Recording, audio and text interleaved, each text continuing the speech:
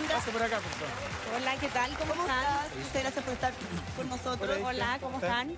Bien, ¿y tú? Y bueno, hace poquito nos preocupaba la influenza. Hablábamos de la diferencia entre un resfrío común y la influenza para que la gente en su casa lo pueda detectar.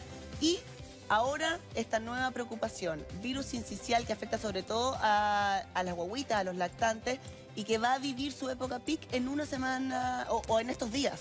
Sí, no nos tenemos que olvidar de la influenza, pero obviamente ahora nos preocupa, sobre todo los lactantes, quienes son mamás, papás que están viendo este matinal. Tenemos que tener mucho ojo porque efectivamente es una infección que tiene muchos riesgos, porque además puede provocar enfermedades, complicaciones, hospitalizaciones, requerir oxígeno, y obviamente cuando uno es papá está muy preocupado y además muchas veces puede producir secuelas que hace que los niños queden con síndromes bronquiales obstructivos y sean pacientes, entre comillas, crónicos a permanencia. Es que hablemos un poquitito del virus sincicial. ¿Cuáles son, primero, le afecta principalmente a los lactantes? Afecta también a los adultos, pero en los adultos a veces puede ser casi asintomático o como un resfrío común. En cambio, en los niños podemos tener este gran compromiso respiratorio, en donde puede partir inicialmente como un resfrío, pero que posteriormente puede producir hasta una bronquiolitis, es decir, parte de como destrucción de parte del pulmón del lactante. ¿Cuál es el riesgo? Yo hoy día tengo una guaguita que tiene casi un mes y la tengo absolutamente ahí apapachada, en la pieza sin que salga. ¿Cuál es el riesgo que principalmente de contraer el sincicial? Lo primero es que los virus no están en el ambiente solamente o aparecen de forma espontánea por el frío, sino que tiene que ser con contacto con unas personas que tengan efectivamente el virus. Entonces, lo primero en el caso, por ejemplo, de un menor de un mes, es que no tenga contacto con personas que pueden transmitir el virus. Este virus es muy contagioso, es como el sarampión.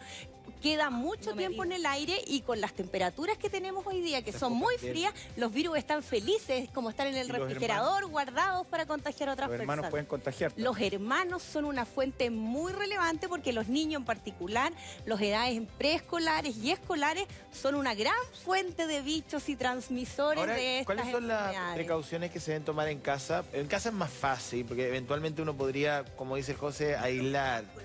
Con los hermanos hay un tema, claro. Pero claro, ahí se contagia. Traen y de las llevan. salas cuna, ahí Esto es una cosa muy, muy compleja.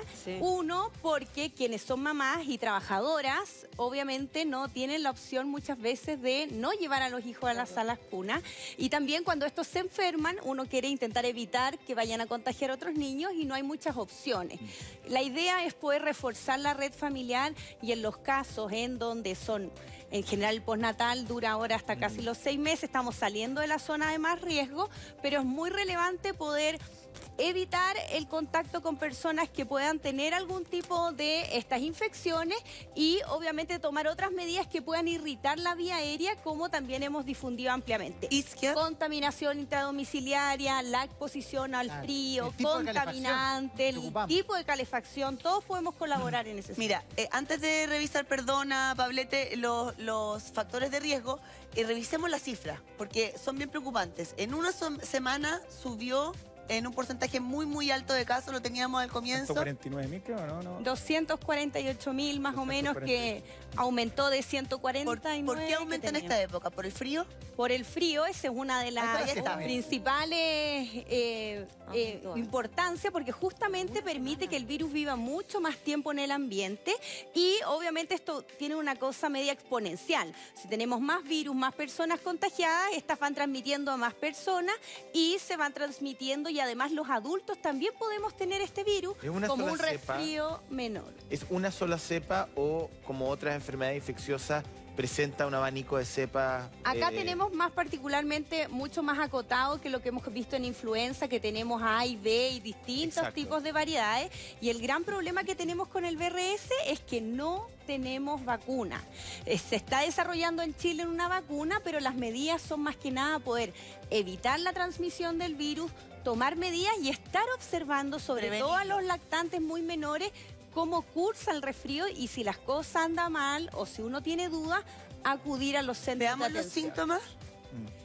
porque tú dices que comienza como un resfrío. Ahí está, virus sincicial. ¿Cómo se transmite? Tú ya dijiste directamente por el contacto. Es muy, muy contagioso. Se mantiene gotitas, estas gotitas chiquititas que uno no ve y que además son tan chiquititas que quedan en suspensión en el aire. Isquia, perdona, es que ahí quería dar un punto, porque yo tengo a uno de 4 y uno de 2, los tengo muy resfriados en este momento, los tengo aislados en un... O sea, justamente, una cohorte hay que hacer en este sentido. En una pieza, pero tengo la guagua en otra. Ahora, si ellos estornudan y todo, estos partículas que quedan en el aire, ¿se pueden llegar a trasladar? Se pueden llegar a trasladar, pueden quedar en suspensión y en este caso, con las temperaturas tan bajas, puede durar mucho más tiempo el virus. Los papás lavarse muy bien las manos y evitar hay desinfectantes ambientales que también pueden colaborar, pero la idea es, por ejemplo, que no estén en contacto los hermanos, que a veces quieren ser muy cariñosos, besitos y todas esas cosas a las guaguitas.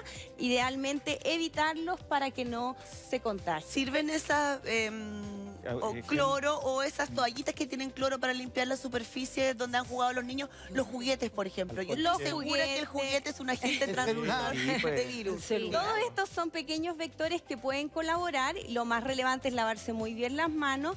Los cuidadores, sobre todo, intentar no tener síntomas respiratorios, en particular en los lactantes que son muy pequeñitos. Si uno va a hacer una reunión social el fin de semana y van a participar adultos o niños que están resfriados, yo creo que en los casos de menores de 2 meses, 3 meses, evitar asistir. Mejor no llevarlos en ese caso. Si uno tiene, en estos casos sí, porque es una infección que puede llegar a ser muy severa.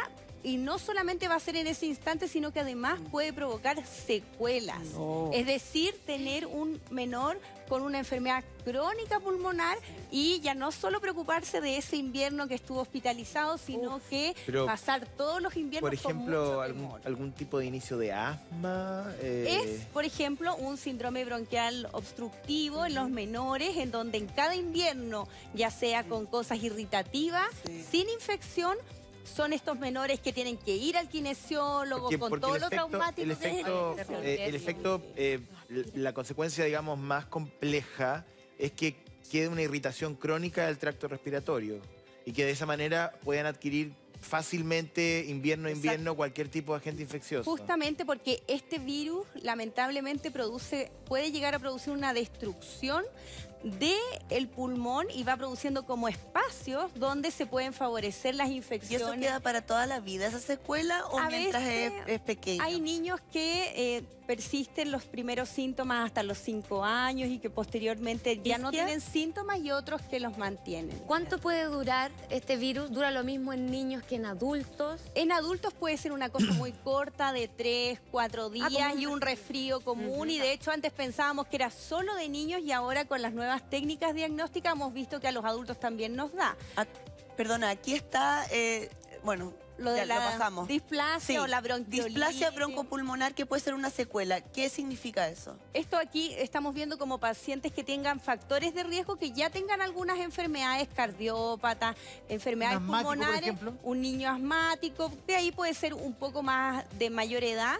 Ellos tienen más riesgo, pero también este virus puede provocar, también favorecer que los niños posteriormente evolucionen a enfermedades. Cuando hablamos de defecto inmunológico, estamos viendo recién nacidos, niños enfermos del corazón. Personas inmunosuprimidas probablemente porque, no sé, se han sometido a un trasplante, tienen problemas del sistema inmune crónico, tienen algún tipo de problema medular, en fin. Estos son los grupos de riesgo, recién nacidos y niños. ¿Hasta qué edad son el mayor riesgo? El mayor riesgo es hasta los 2 años, pero en general abarca hasta los 5 años. Pero desde recién nacidos hasta 2 años es el pool donde los papás tienen que preocuparse un poco más y intentar tomar todas las precauciones del lavado de manos, de los sitios muy... Le quería preguntar por la calefacción intradomiciliaria, que también es un factor que preocupa porque genera, ¿no?, espacios donde los agentes infecciosos se pueden reproducir con mucha facilidad.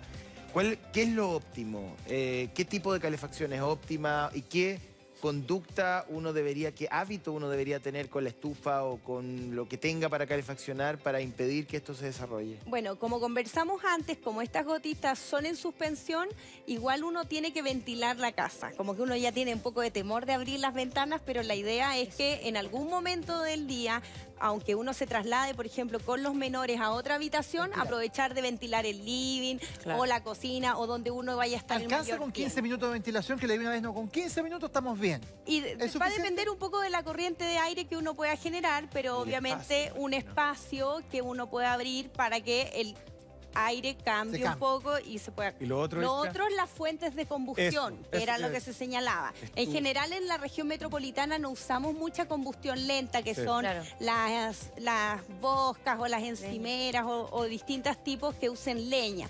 Pero en el sur, si uno empieza desde casi Rancagua hacia el sur, el nivel de contaminación de humo de leña no solo afecta a las personas que están dentro de la casa, sino que es bien transversal y de hecho...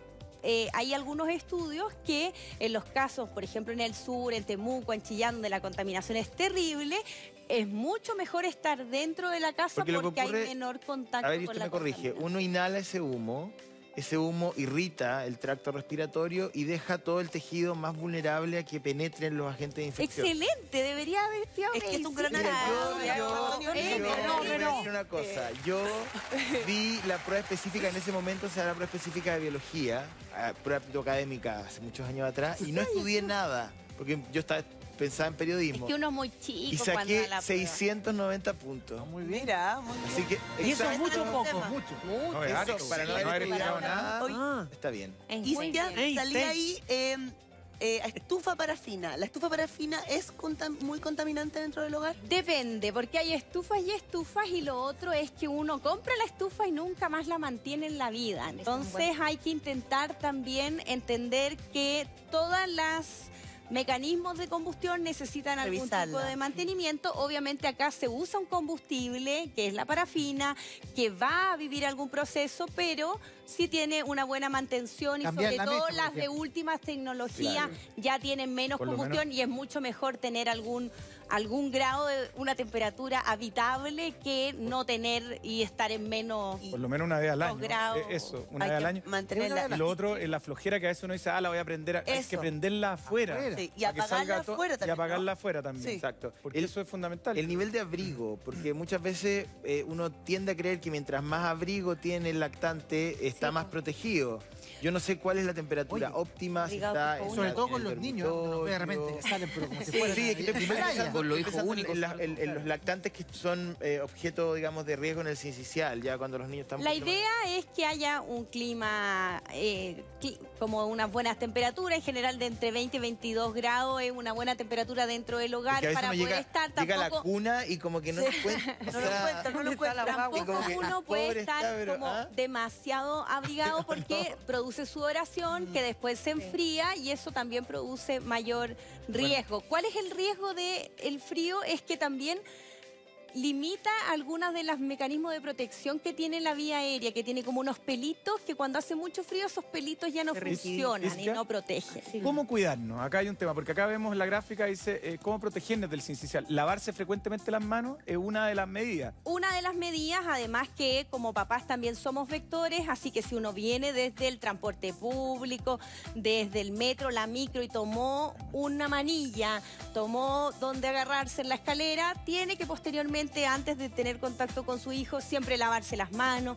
Si hay alguien con síntomas respiratorios, por ejemplo, esto muy bien, de hecho hay muchos infectólogos que después ya ni saludan a la gente, es como hola, porque cada contacto directo, sobre todo en esta época del año, efectivamente transmite virus. Entonces, una de las cosas es esta forma de cubrirse la boca al estornudar, que en vez de hacerlo con la mano, que uno está tan acostumbrado, poder hacerlo con el brazo para evitar, porque uno no se anda en el trabajo, sobre todo si está resfriado, lavando las manos cada milisegundo, pero hay que intentar limpiar la superficie, poder usar desinfectantes, lo que hablábamos aquí. Hay algunos ¿Qué tipo que de son desinfectante? aéreas. ¿El cloro, por ejemplo? El cloro, por ¿El ejemplo, alcohol que en gel general para las uno manos, lo qué hace. opinas? Es un súper buen mecanismo y de hecho lo usamos dentro de los hospitales. Sí. No es solo para el uso cotidiano, porque sabemos que nuestros profesionales de la salud no pueden estar todo el día, además que produce una dermatitis terrible, lavarse las manos todo el día. A veces es una cosa muy rápida y que ha demostrado que disminuye la presencia de bacterias y de virus, es efectivamente usar estos alcohol gel. Evitar cambios bruscos de temperatura también. Que era lo que hablábamos antes, para no desproteger las vías aéreas, pero sin excederse. Y obviamente que también mecanismos, por ejemplo, de aseo, porque después hay gente que no quiere ni ver la ducha porque tiene mucho temor de que efectivamente se va a resfriar por bañarse. Uno no se resfría ni por tener contacto con el frío ni por tener contacto con el agua, sino que es más bien los cambios de temperatura muy bajas los que salen con el pelo mojado. Abrigarse, pero efectivamente secarse muy bien el pelo antes de salir.